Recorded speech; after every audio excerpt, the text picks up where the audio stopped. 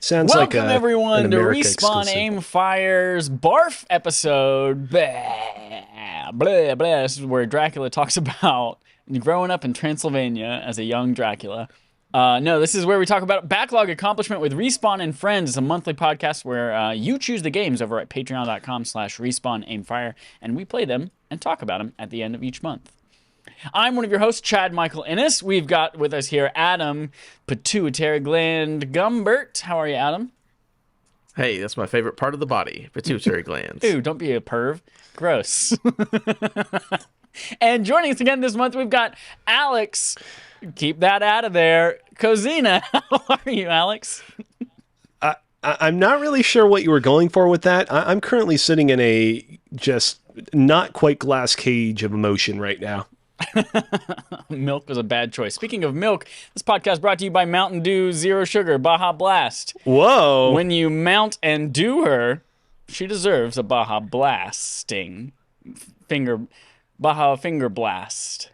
There's something in there. There's a joke in there. You can work it out, yeah. Yeah. Smart water. We're all holding things on the podcast. Adam, what are you sponsored by today? I'm sponsored by the Glycine Corporation. Nice. Alex, what are you sponsored by today?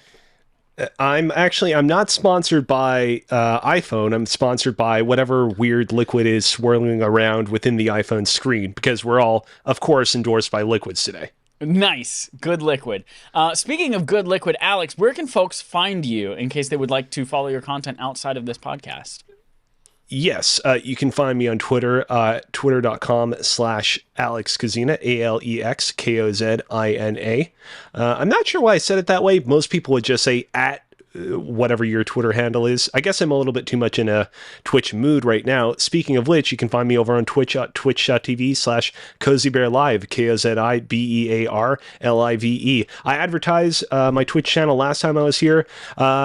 Things went really wrong in my Pokemon Emerald Cross Nuzlocke run, and I had to sort of start from scratch with a Sharpedo and a Celio. It's a real long story, so go check out that channel if you want to see the direness of the straits that I'm currently inside of. I love it. Speaking of direness, there's a lot of direness going on in some of these minds in the strange life that we call truth. Colors. We've now said all the words in the title of Life is Strange True Colors. This is a game that we played this month. Again, you voted for it at patreon.com/respawnaimfire. It's a game that came out last year, which is a little newer than we tend to do on these things, but I'm glad we did because I think it's something that both Adam and I wanted to play, and Alex got a ton of time in with the whole series, so we'll get into that more in a second. Game came out for most modern platforms, December 7th, 2021. I lied. Came out for most modern platforms, 10th of September, 2021, and released for Switch on December 7th, 2021.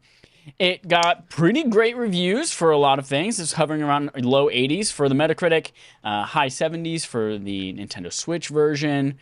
And it got a lot of recognition. It was nominated for several game awards. It won Games for Impact. It won 3 gaming awards for Game of the Year, Authentic Representation Award, Best LGBTQ Character for Alex Chen, and a ton of other things.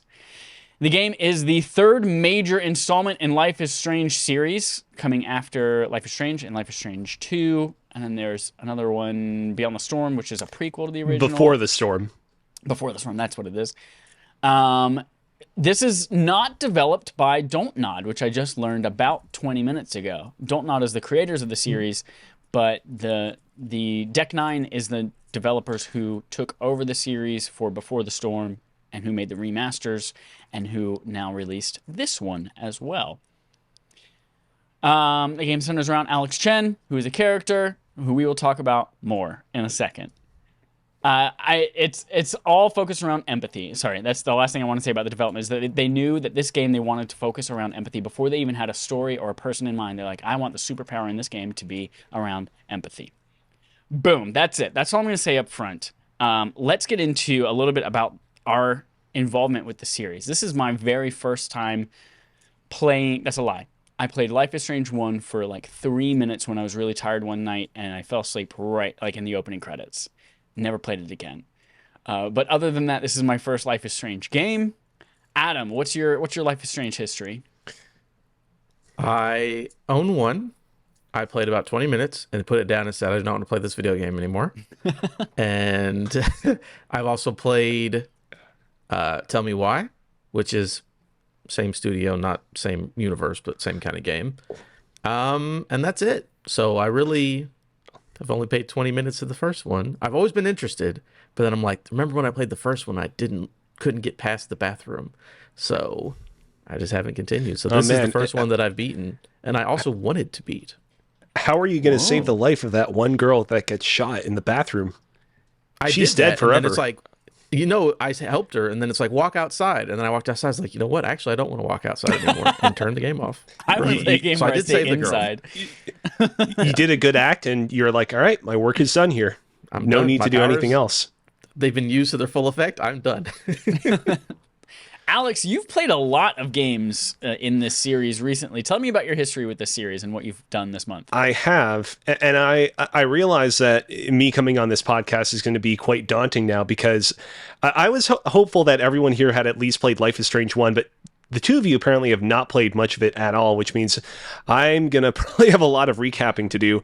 So yeah, I played the original Life is Strange, specifically the PlayStation 4 version. Actually, when I was living in Japan, I beat it around New Year's Eve 2016, and it was like one hell of an emotional experience. The original Life is Strange is a very messy game in a lot of ways.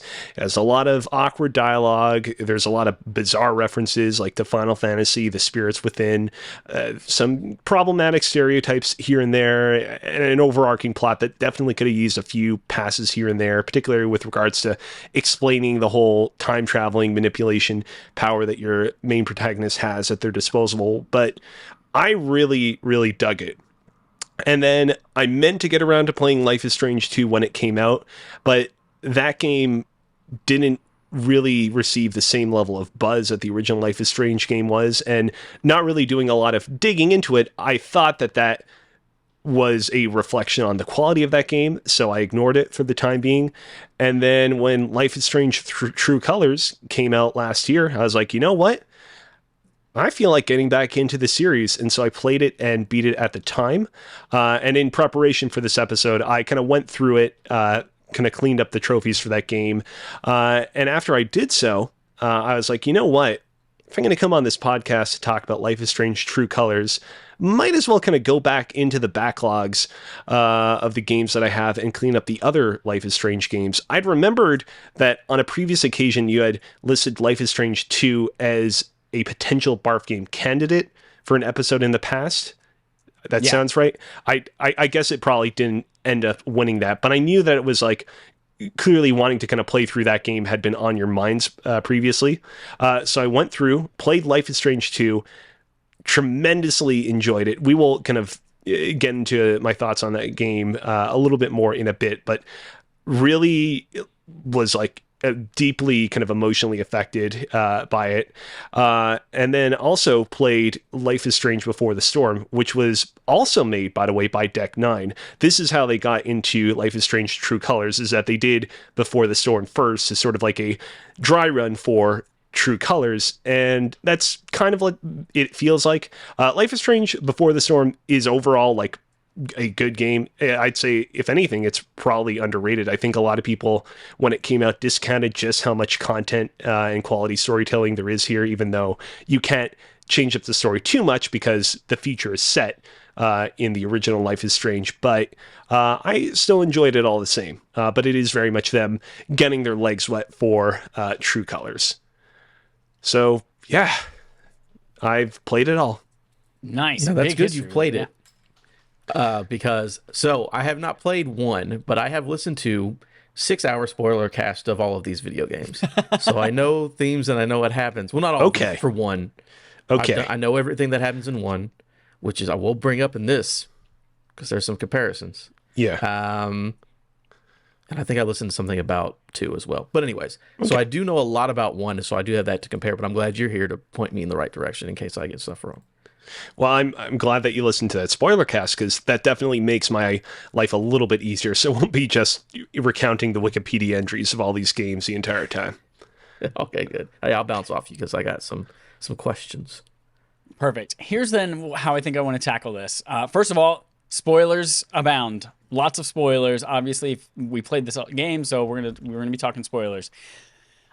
Since I don't have the previous knowledge, I didn't listen to a spoiler cast, and I mostly just have like a few not great things to say about this game. I think I want to just like get my shit out of the way first, and then I want to listen to you all talk about it and bounce off of each other. So we usually start with like high level things, and the way that I think about my time with this game is, I started playing chapter 1, and at the end of chapter 1, I thought, man, I really don't want to finish this game. I think I'm just gonna watch a speed run of it, or watch an overview, like a plot overview instead. And I said, no, this game is something that like it's gotten recognition, it's good, people love it, let's figure out why. And I played the rest of it, and at the end of the game I thought, man, I really wish I hadn't played this game, and I wish I had watched a speedrun of it instead. And so that's kind of my general feeling about it.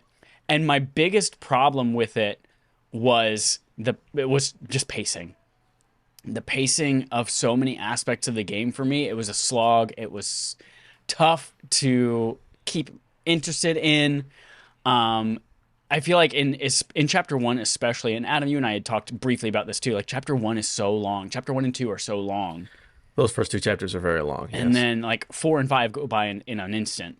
But chapter 1 especially, there are so many meaningless choices in it. Like, oh, I gotta look at this cat toy. Oh, I gotta look at this thing. Oh, I gotta spend 20 minutes unpacking a journal, a comic, and a picture out of my bag. Like, it takes 20 minutes to take all of that out of my bag and put it on my bed. And I think part of it has to do just with a gameplay mechanic perspective. Interacting with things in the environment is such a commitment. Like, if I hit A on something, or whatever button I'm hitting, if I hit it on that item, there's like a small cutscene of me getting to the object, and then there's a long pause. Maybe if it's a picture, there's like a Ken Burns pan over it slowly, and then the dialogue from my narration loads, and then it just hovers too long while I stare at it a little bit more, and then coming out of that is just like a little tiny cutscene. And it makes me not want to interact with anything in the environment, which is obviously counter to what they want you to do. They want you to explore and hear the history behind all of these things and help develop these relationships. And I think that just that, how much of a slog it was just interacting with things, I think took a lot of it. It took a lot out of me, and I just didn't want to interact with this game at all. And I just want to... Yeah, go for it, Alex. Sorry, go ahead. Well, I just want to say, like, if that was, one of your main gripes with this game, I don't know how much more mileage that you're going to get out of the rest of the games in the series, because that is a kind of core element of every other Life is Strange game. You have plenty of things in the environment you can interact with. You get a kind of quick little blurb / cutscene in which the game kind of fully zooms in on said item and explains, why it's of importance to the main characters of the story. And then you kind of go on with your way. And how bloated or not bloated the rest of the game is dependent on how often you do so. I will say, like, obviously you're dealing with very different characters in Life is Strange 1 and Life is Strange 2. So maybe, like, you'll be a lot more kind of compelled to interact with items in those games because you just find the characters and their world a lot more fascinating. But yeah, it seems to me like this was just not a very kind of Chad Innes type of experience, type of franchise. Yeah, which was weird to me because I was going into it like, I love Telltale games. Like, one of my favorite games is Everybody's Gone to the Rapture, which is literally just slowly walking around a city and discovering things. But yes, it's just the pacing of all of it. There was something else to me that I couldn't put my finger on what it was, and maybe one of you all realized it. Something sound-wise, something in the sound design of this game, in the mix or something like that, it felt like there was something missing the whole time. And, like, I don't know whether it was sound effects or room tone or something. Like, it felt like... Do you remember the Kingdom Hearts 3 trailers that they released during E3? And, like, all the sound effects were gone, and it was weird? That's what the whole game kind of felt like to me. And, there was too much weird silence, and I don't know what, something was missing sound wise for me. I don't think it was a bug because it was over several play sessions, but I don't know. It all just felt like sound was such an afterthought for this game that that took me out of it too. But my last thing is a very specific thing about how the game ended and that I was infuriated with, but we'll get there eventually, I'm sure. I would love to hear, Adam, you've been a little bit mysterious about your feelings on the game, so I would love to hear your thoughts on Life is Strange True Colors. Well, top level, I enjoyed it. Like I said, I did not like Life is Strange 1. I went back and listened to Spoilcast because I was interested in the story, but I did not enjoy playing. I couldn't get. I mean, I got out the bathroom, but that's as far as I get, right? And this one, I was like, oh, I'm glad we're doing this for BARF because I actually enjoy playing this game. Like, I don't think it's like a perfect 10 out of 10 or anything like that, but I think Alex Chen does a lot of, I forgot the actor. I mean, she won a bunch of awards, but Alex Chen is. I love Alex Chen. Love that character. She's great. Erica Mori is her name. You know, Erica Mori, yeah. And then the power set, I was very surprised on how much I actually liked that. Again, all your things that you're talking about were a lot of slow animation. All that stuff is true, but I did enjoy the journey with the character. And I was enjoying the idea of the story, but then it pulled a Life is Strange 1 and disappointed me in the end with the story. We'll talk about that, but there's thoughts I think that they should have done or whatever. But I think Alex Chen is great, and I thought the powers were very interesting, and I enjoyed the townsfolk. So I was able to like, yeah, I'll keep doing it, especially knowing it was only 11 to 13 hours. Yeah. I was like, sure, no problem. This will be fine. Again, playing chapter 1 and 2, I'm like, are you sure it's only 11 hours? Because these are these are taking a long time. But no, outside of that, yeah, I enjoy. So I think it's very good. I think if you like that kind of game, I think it's solid. I think Alex is a great character. But I mean, all your critiques are correct. It is a very slow, like slow time video game, you know? I can think of another Alex that's pretty great. Hey, Alex Kozina, what about your thoughts on Alex is Strange, on Life is Strange True Colors? Alex is strange. I mean, I sure am. So I want to just start off very quickly by addressing a question that you posed to us, Chad. I think that this game feels quiet because the setting of this game, Haven Springs, is quiet. When I think back to the original Life is Strange 2, I think both those games were really good at being set within set pieces or locations that lent to a lot of kind of ambient sound. And I think that intentionally Deck 9 leaned into the fact that Haven Springs is a very kind of quiet, kind of very kind of secluded, sheltered little village in the middle of Colorado. Whether that was a good or a bad decision, I mean, I suppose is up to the eye of the beholder, but clearly it didn't really kind of work for you. And I'd say that it didn't really work for me. The game has like great musical moments where Alex Chen strums on her guitar, but outside of that, like, yeah, I wouldn't call the soundscape of this game amazing. What did I think of this game? You guys remember a little game by the name of Pokemon Sword and or Pokemon Shield? Yes. Mm-hmm. This game, in an odd way, reminded me a lot of Pokemon Sword and Pokemon Shield. How so, you might ask? Well, it's very typical in the Pokemon series that as you're progressing through any of the mainline games, you're contending with both an A plot and a B plot.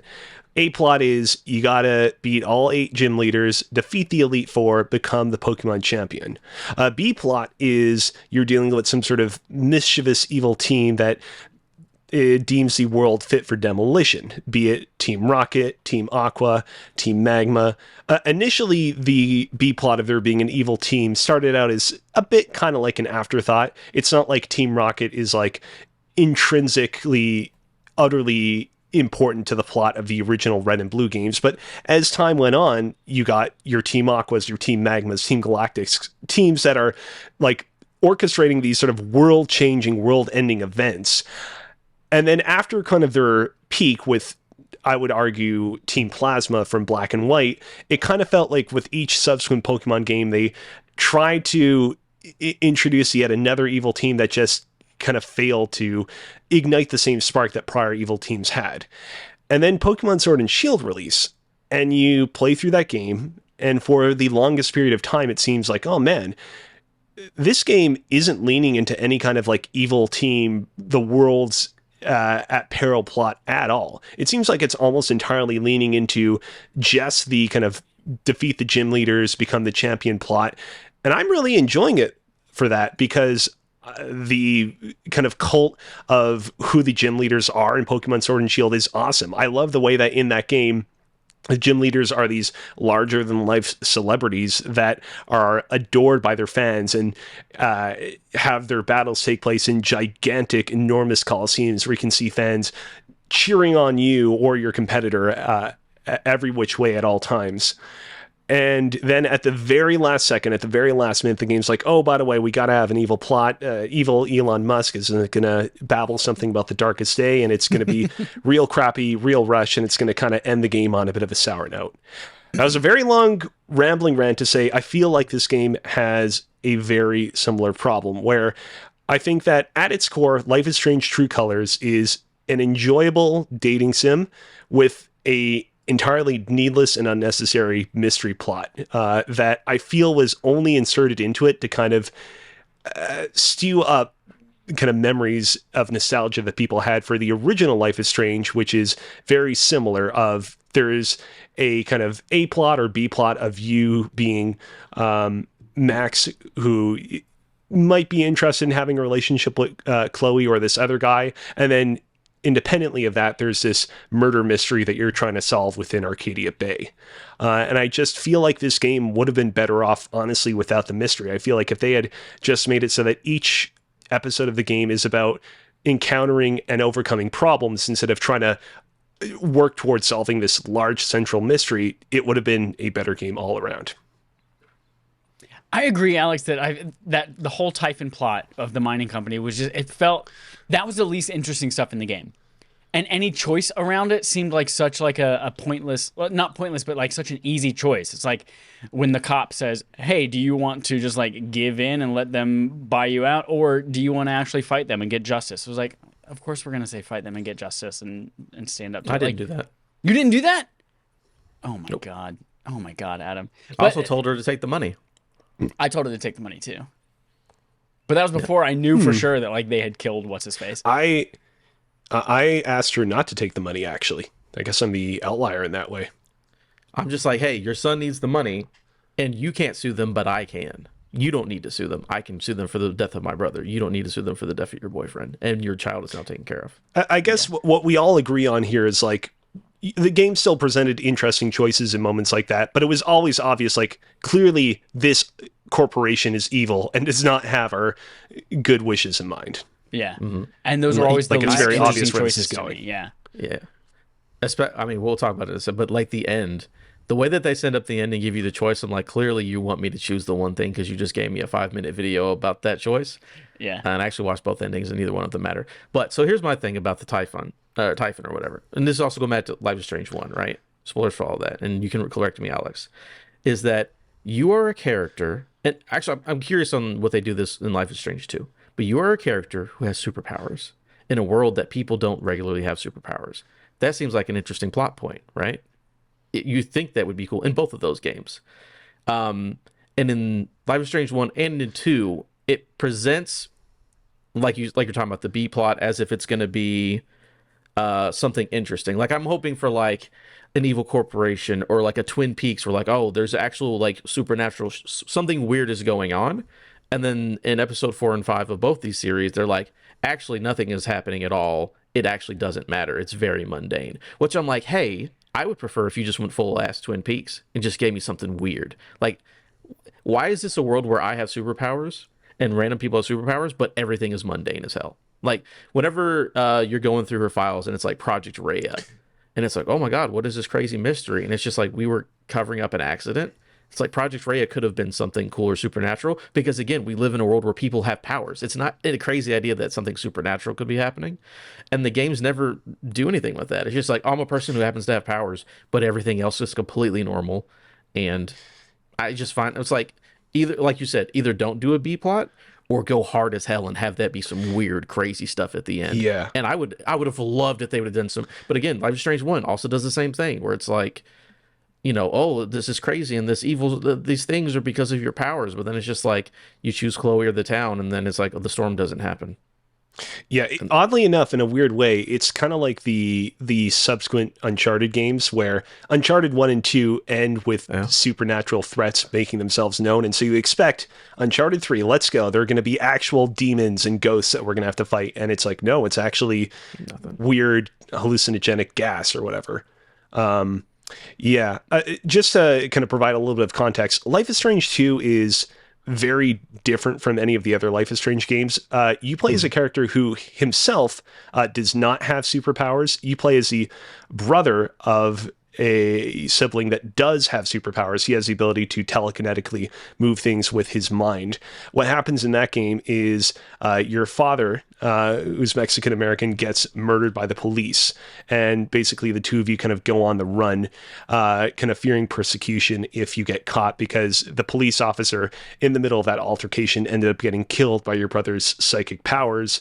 And basically much of the game is you kind of trying to find a family, find a home, as you kind of gradually attempt to make your way to Mexico, where you believe that you'll eventually kind of be safe.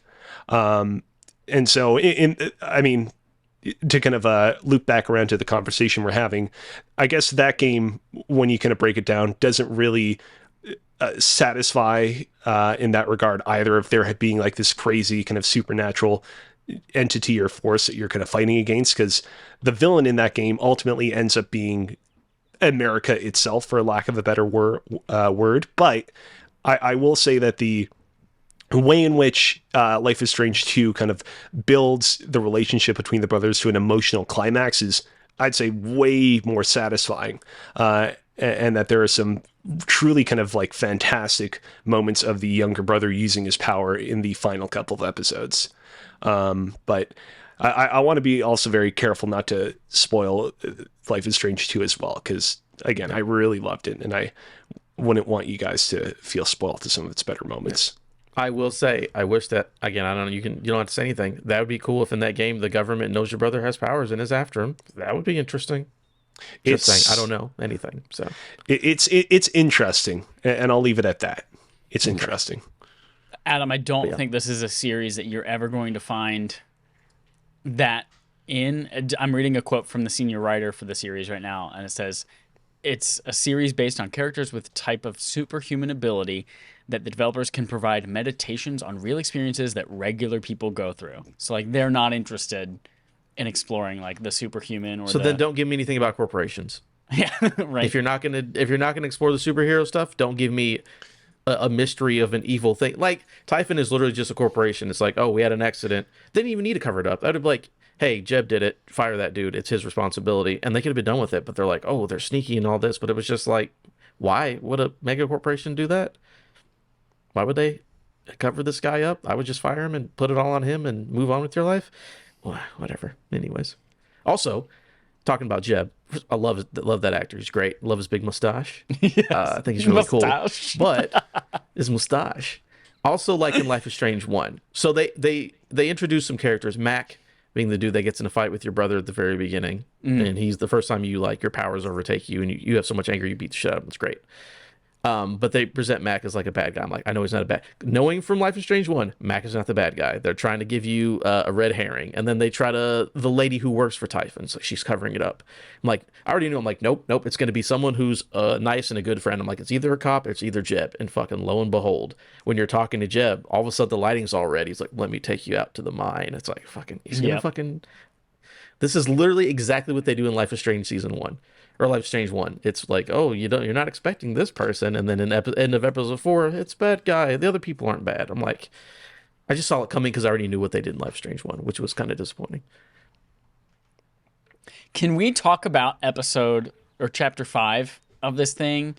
It's the, she's been shoved down the well. We learn about her backstory as an adopted, or as an orphan and all that kind of stuff.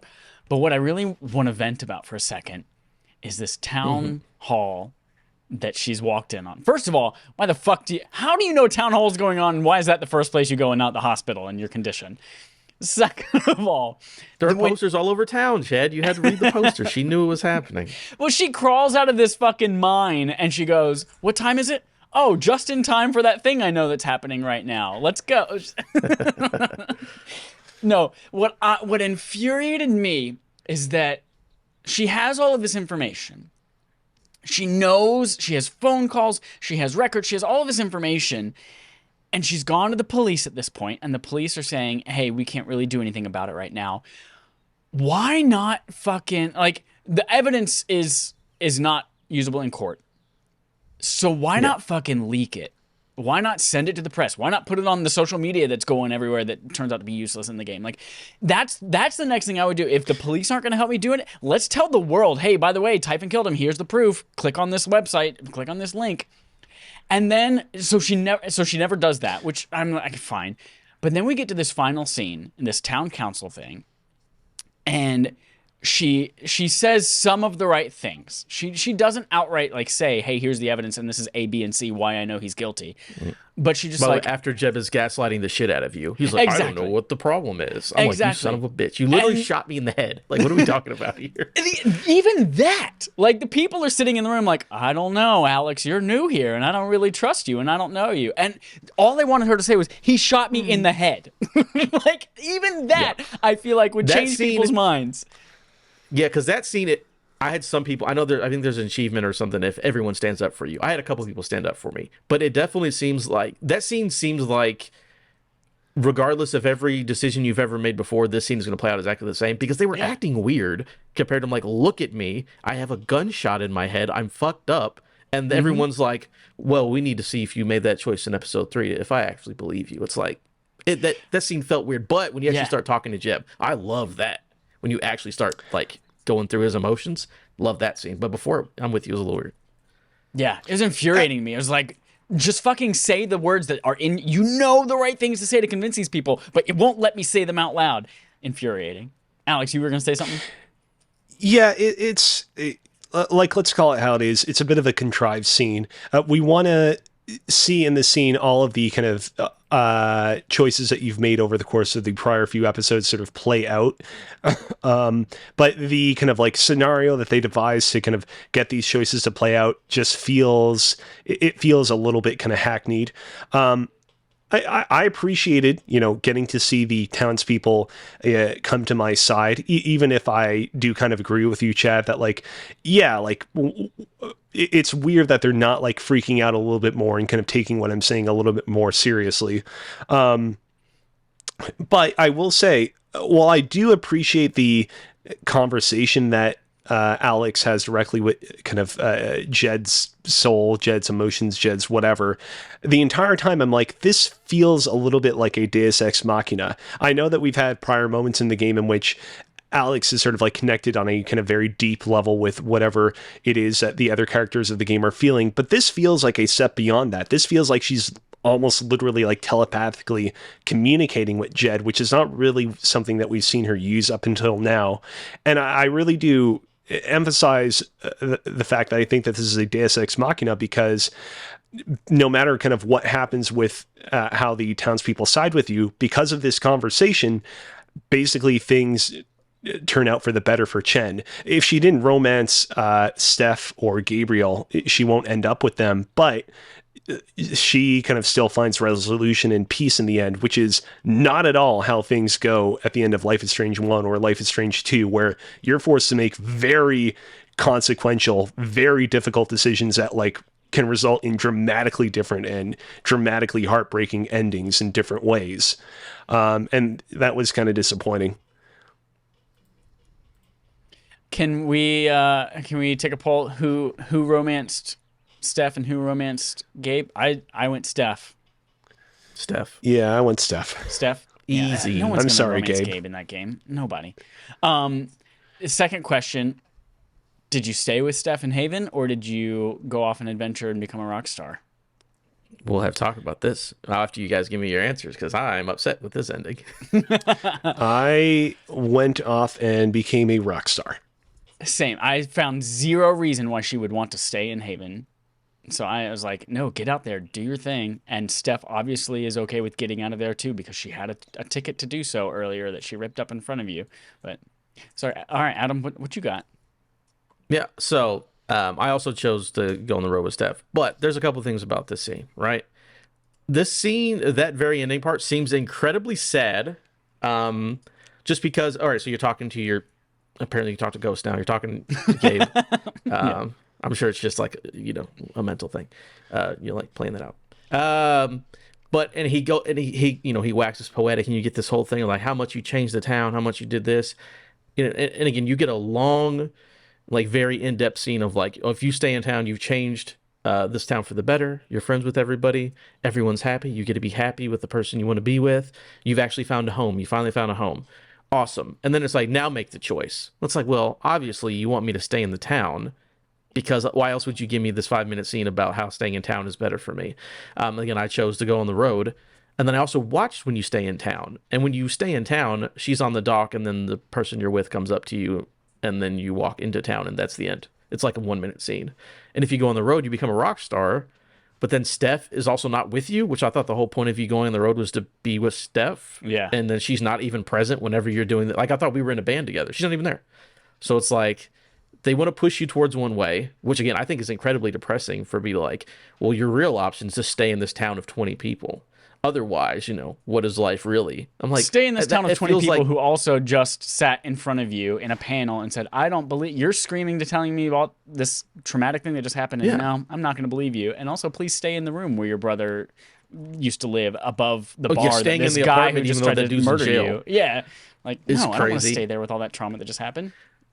Yeah, I'm like, she's 21, and again, it's cool to find a place and find a home and all that, but they really try to be like, hey, if you don't stay in this town, like, what are you really doing? It's like, she's 21. Like, there's nothing wrong with, like, I don't know, go on the road for 3 weekends in the summer, and then like you can do both. But it's like, no, either you on the road or you're here, and there's no in between. And I'm just like, that didn't feel very satisfying to me at the end. It's just me. I think I've said everything that I would like to say about Life is Strange True Colors. Is there anything we haven't talked about that either of you are like, man, I really want to discuss blank? I still have notes. Also, well, I'll let Alex go because I've been talking. What do you guys think about episode 3? Because prior to playing this game, I remember hearing one Greg Miller over at Kind of Funny talk about this game. And I remember him being like, I was blown away by episode 3. This game, this episode of this series is going to be talked about at length over the coming months.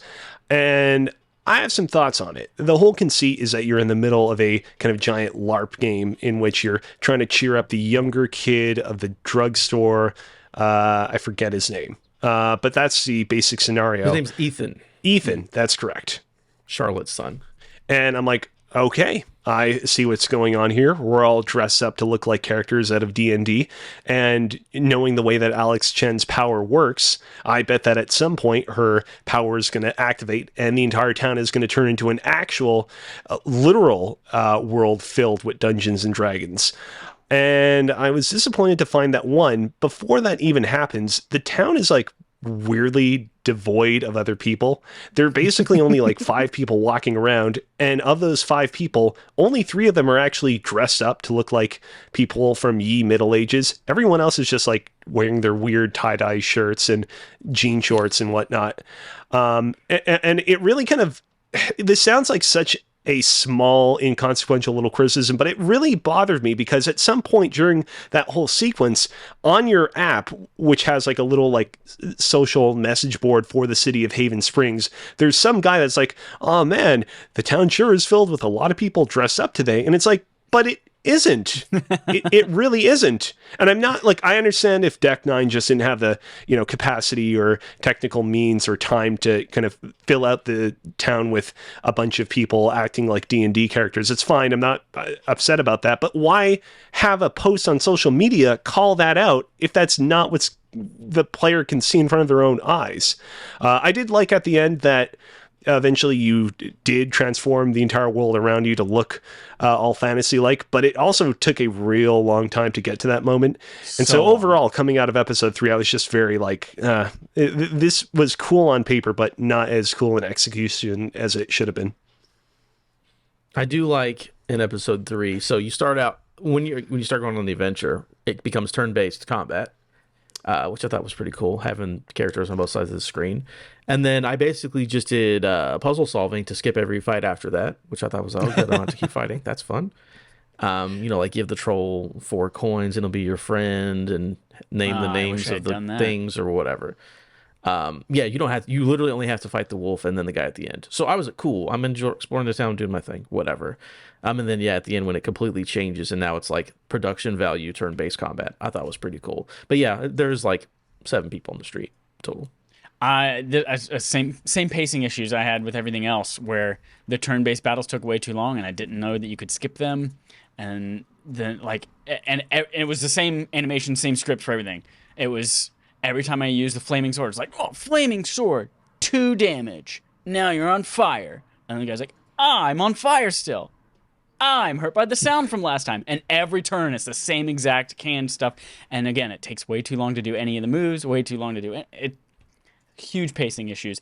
In addition to the fact that I feel like I didn't know where to go a lot of the time in that chapter. And I didn't know, like, which businesses are participating in this and which ones aren't. And I'd walk into the wrong ones. And it was like, oh, damn, well, I just wasted 20 seconds waiting on the loading screen for this room when I could have not even come in here at all.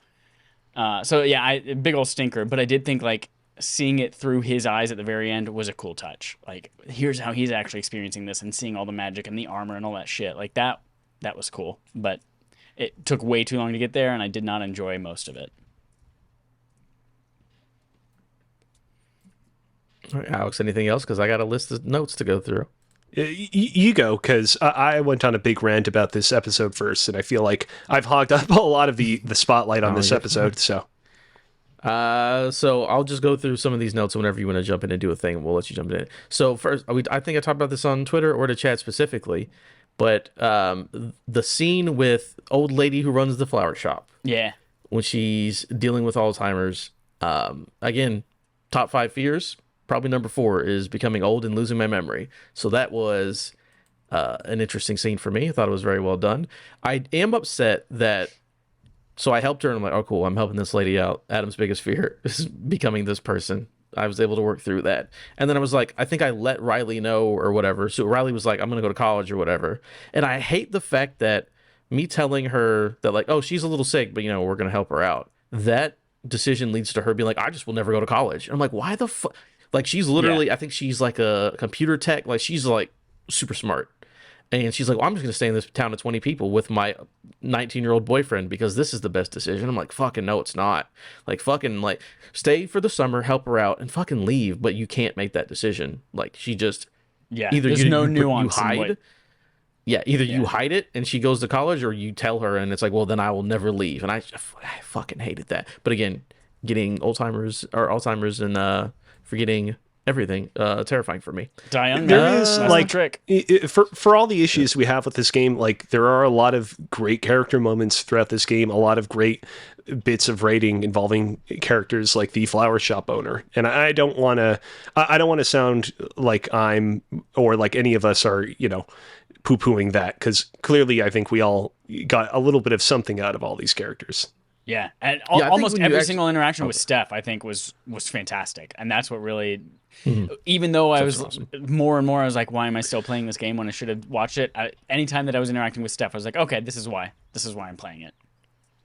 Yeah, I especially the one. So basically, anytime you do like a motion puzzle, I guess I'll call it, with each of the characters in the town, I love doing all that stuff. Like with is it Duck or Ducky or whatever, like helping him like dance and remember his wife and all that. The one for me, which I wonder what you guys did. So with Charlotte, when she has a lot of anger, and it turns out she hates her son, and she hates her son because, she's putting the blame on him for Gabe's death, which is a completely natural thing to like misplace your anger because you're going through trauma. I chose not to take her anger away. What did you guys do? When I'm playing games like this, and I had this thought several times while playing this game, there's what I would do, and then there's what I'm going to do because I'm playing this game. Okay. And I'm like, I'm playing a game with a person with superpowers. I'm going to take the choice that uses those superpowers just to see, like, that's what I'm here to explore. How do these superpowers make things more interesting? So I did. I took her anger from her. I took the cop's fear from him later on too, just to see, like, what does this do? And I think like 10 minutes later, I lashed out at somebody I wasn't supposed to lash out at, and that was it. I did not take away anyone's emotions. And it seems like in the case of the cop, I actually could have done that, and that could have led to some benefits. But I'm glad that I didn't take away her anger, because that it seems like the kind of results of me doing so would have been kind of more depressing than anything. With me, it was very much a matter of like, I like being presented with these challenges where I'm able to kind of use my power in ways that potentially can be kind of quite kind of malicious and bad. And I feel like as much as it pains me to kind of do so, I feel like I kind of gotta just sort of let things sit as they are and not kind of abuse my power for what I perceive to be evil, if that makes sense. Yeah, my whole thing was like, you have literally zero right to take this woman's anger away. Like, you naturally need to work through that. Like, that's a part of being a human being. Because I don't know I'm glad that, Chad, you did, just to see what happened. Because I believe in the next episode, like at the spring rose time dance or whatever it is, where she's just like sitting there and like has no emotion at all. And I'm like, oh, that feels gross that we just took this lady's emotion and she just feels nothing now, which I'm like, that's awful. So I think this was a really good choice. So her powers, the emotion powers, when they're really strong, she feels them if she gets close to people. Without her, she doesn't have a choice to do it. And I like that, playing into her seeming to have like social anxiety. Like, she looks at the ground a lot. She'll back away from people all the time. It's like, oh, this is someone who has some kind of social anxiety. But it's like, oh, it's her superpowers, because if she gets too close, she can't control what happens next. So I think that was a cool way to play with a real world thing. Did I miss something? Yeah. And part of my disbelief with this game is, like, right off the bat, they show you, if anyone's even in the room that's too angry, she's gonna fucking go batshit and can't control herself and beat the shit out of somebody. And then the next scene is like, all right, there's a kid who's scared to death. Now she's fucking shitting her pants on this log. And then I never see that again. And immediately she's like, all right, now I'm 100% in control of my powers, and I can choose to go up to somebody, and I'll choose to take that. And once I have it, I'll do whatever I need to. Like, I feel like she went from newly exploring this to being a master of it overnight. And I felt like I missed something in there. I think it's just been like, it was a week, so they're like, she's good now. I don't know. I think it's Deck 9 like intentionally trying to make a game that just overall does not have that like super kind of harrowing tone. Life is Strange 2, by comparison, it feels like every single episode your characters are getting into some sort of mishap because they abused their telekinetic powers, and there are kind of real harsh consequences for doing so. And I think with this, and they were just like, we just don't want to, like, not because we feel like our players can't handle it, but we just don't want to make a game that is like harrowing in that way. Yeah, it's all positive, no negative, really. I only have two left. One of them silly, one's true. So think about this. So I think it's episode 2 when this happens. But you get the scene with Ryan, and she's like, "Oh, this is joy. I've never experienced this one before." And you get the joy, like the gold, yellow, whatever that power is. Can you think how fucked up that life is, where she's been alive for 21 years, had the power for about 10 years or so, and she's only ever had sadness, anger, and fear, and she's never felt joy from anybody else? What an awful existence. Holy shit, that is so sad that like nobody had joy around her ever. And it's just like, it's only the negative ones. Growing up in the foster care system. Yeah, but there's got to be one nice person who's happy, you know? God, it's no so one who's like I overcome it, with joy. God, it's depressing. That is depressing, yeah. God, it's grim. And then my last one, which is just a silly one, is that in chapter 4, which is the Rose Time Festival, whatever they call that, everybody's horny. Every single person you go up to and you read their emotions, and a lot of it's cute. It's like, oh, I like him, but he won't say anything. Oh, I like her so much, but I'm too scared, whatever. And you're like, hey, you guys are cute together. But literally every person you interact with in that episode is horny. Every one of them. Just pointing that out. And that's all my Who'd you give your rose to, or did you at all? I gave it to Steph. Yeah, me too. Yeah, come on. Yeah. Let's be real. So a couple more notes that I had before we wrap the podcast up. One, to kind of go back to speaking positively about the game for a sec, the facial animations on all the characters in this game real good. That is one thing I will say. Like Life is Strange 1, Life is Strange 2, Before the Storm, all great games, all in some way a little bit better than this game in various ways. But man, the like just animations as a whole in those games really don't quite do it. There are no shortage of moments playing through Life is Strange 2 where I was like, man, the dialogue here is great. These are such great moral choices, but I really wish that these characters just emoted so much better than they do. And this game, like, I definitely understand why this game kind of was sort of the talk of the walk when it came out, because just on a kind of pure visual level, every time that Alex Chen smiles, it makes my heart go a flutter, for a lack of a better way of putting it. That stuff really does a lot of heavy lifting in this game. This was the first game in the series that actually used performance capture, is what I read, which is why that and it looks shows. dramatically different. Yeah. It shows. Going down a little bit more of a negative route, earlier, we talked at length about the final episode and how we had various misgivings about the ending. I want to touch base on Alex Chen's dad. One of the last minute reveals that happens in the game is that, in fact, your father was one of the miners that basically got trapped down in the mine that Jed abandoned all those years ago. And I remember when I got to that moment, I'm like, oh, this is a real cool plot twist that just needed to get set up way earlier. Like, if they had made a point earlier on of being like, hey, the reason why Gabriel came to Haven Springs is because he heard a rumor that your dad was here, but it doesn't seem like he ever really kind of got to the bottom of that case. It's possible your father moved on. And then in episode 5, they're like, oh, remember that thing we brought up earlier? We're actually following through on that. That would have been so good. And it's too bad that the game doesn't do that. Yeah, we don't see anything about her dad until in episode 5, when you are, again, the episode starts out with like, oh, you're in the room where she's interviewed, and like, it's trippy and you're going through your emotions. I'm like, oh, here we go, Twilight. No, never mind. We're not doing Twilight Zone stuff. But yeah, like the whole thing with the setup, like why the dad left and, him feeling guilty and all of that. And then it's like, you find his body, 10 minutes later. It's like, yeah, if they would have set that up.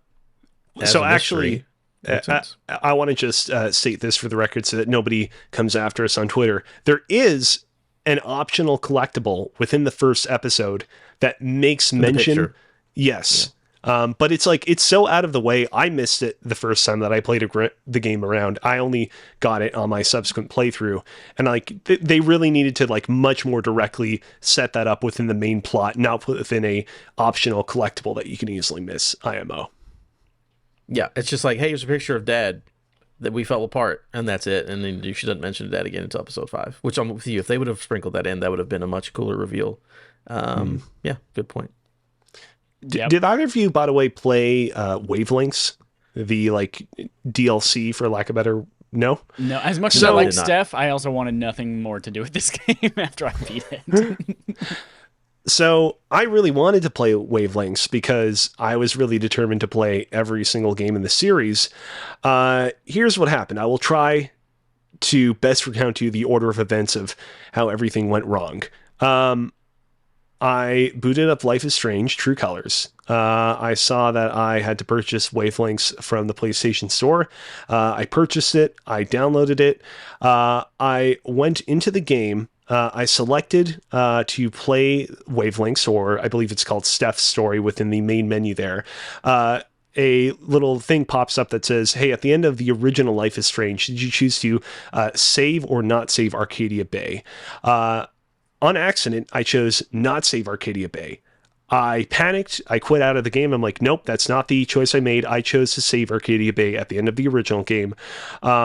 I restart the game. I see that now there's like a continue Steph's Story option. So I click on that. I see the original save that I made, where I, at the front, made the option to not save Arcadia Bay. I'm like, okay, I'm going to delete this save and then I will start a new save. So I deleted the save, and then the game's like, you don't have any save data that says that you beat the base Life is Strange True Colors game, so you can't start this DLC. And I'm like, wait, what? No. And it turns out when you make a like Steph's Story Wavelengths save file, it like basically takes your base Life is Strange True Colors save file and like overwrites it and turns it into that kind of save file. And so if you delete that save, you can't beat or even just start Wavelengths, which, by the way, doesn't make any sense because there are no spoilers in Wavelengths of consequence for the main story of True Colors. So, like, why would you even force me to play through the entirety of True Colors to play Wavelengths? That's weird. So I ended up just watching a kind of 2-hour playthrough of it on YouTube. It was a little bit weird because the 2-hour playthrough that I found, it was somebody that chose the not save Arcadia Bay option. So I got some dialogue conversations between the characters that did not reflect the decisions that I made. But yeah, it seemed okay.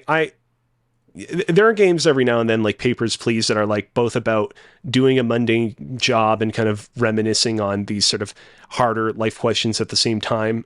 And this did not look like it would have been as addicting as something like Papers, Please, but it still seemed like it would have been. It would have been something. Cool. I'm wondering if you can go to your cloud saves, because I'm sure cloud saves aren't constantly uploading. I wonder if they're like older versions in there. I think my cloud saves got like overridden with the save, or rather lack thereof, of me having no progress. Yeah. Thumbs down. Well, that was certainly some strange lives we just talked about there. Really colorful. So colorful. That's the truth. Truly colorful. You spoke the truth there. Thank you, everyone, for listening. If you are listening in the month of July, we are playing... What are we playing? I forgot. Metal Wolf Chaos XD. Metal Wolf Chaos XD. Mechs. Original Xboxes. Remasters for new systems. Play it. From software. Software.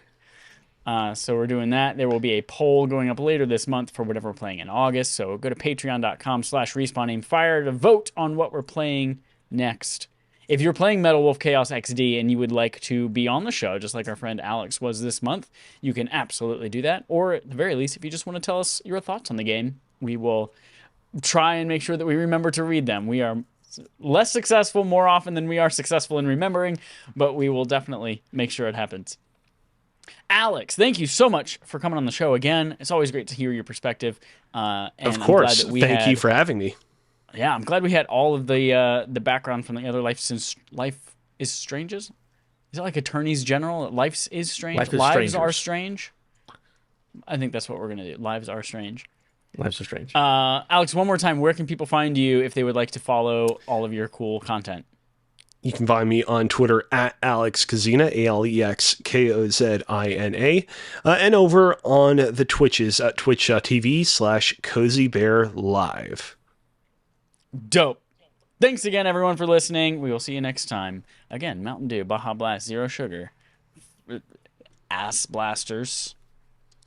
That's the liquid within your iPhone screen, of course. My sponsor. Phone Liquid, brought to you by Alex. I think it's water from Switzerland.